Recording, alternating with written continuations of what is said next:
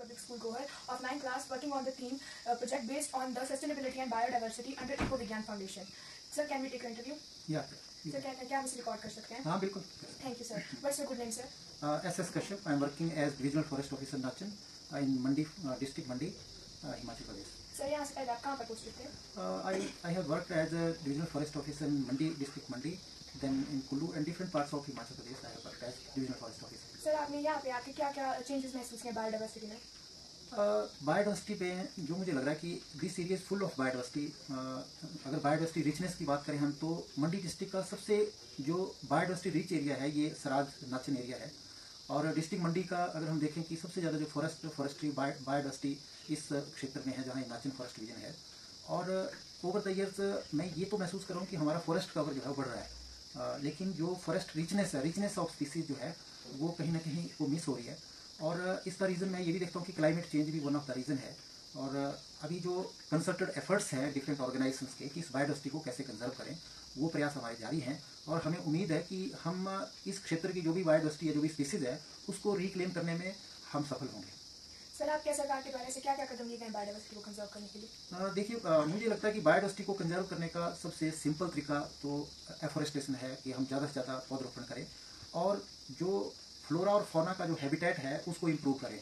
तो सरकार की तरफ से बहुत सारी स्कीम्स इसके हैबिटेट को और जो बायोडाइवर्सिटी है उसको इम्प्रूव करने के लिए चली हैं. हम हर साल डिफरेंट प्रोग्राम्स के तहत पौधरोपण कर रहे हैं, प्लांटेशंस कर रहे हैं. और इस पूरे क्षेत्र में इस बार हमने लगभग 2 लाख प्लांट्स जो है वो प्लांट किए हैं.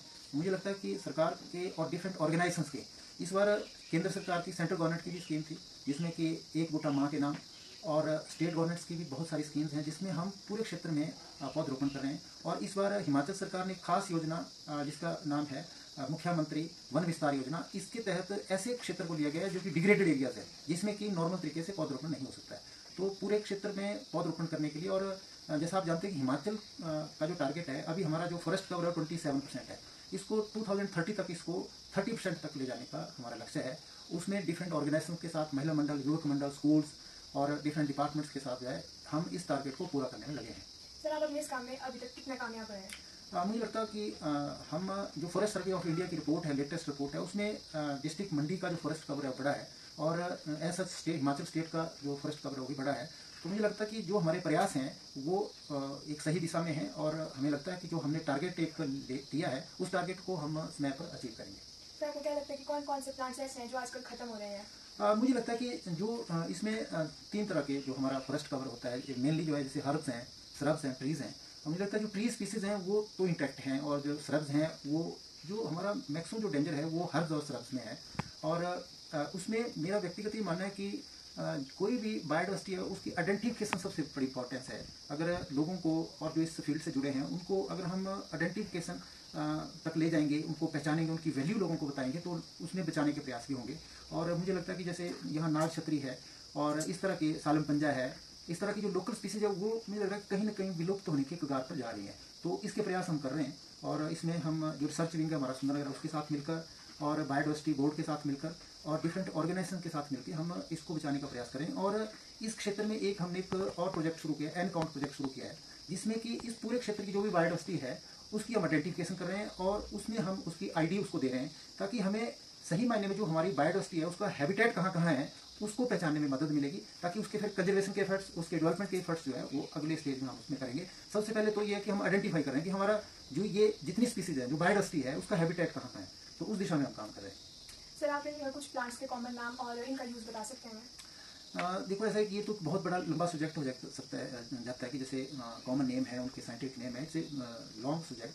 और उसमें इस क्षेत्र की जो बायोडाइवर्सिटी मैं कह रहा हूँ कि बहुत ज़्यादा सारा इसमें प्लांट्स है हमारे पास, ट्री स्पीसीज हैं, श्रब्स हैं, हर्ब्स हैं.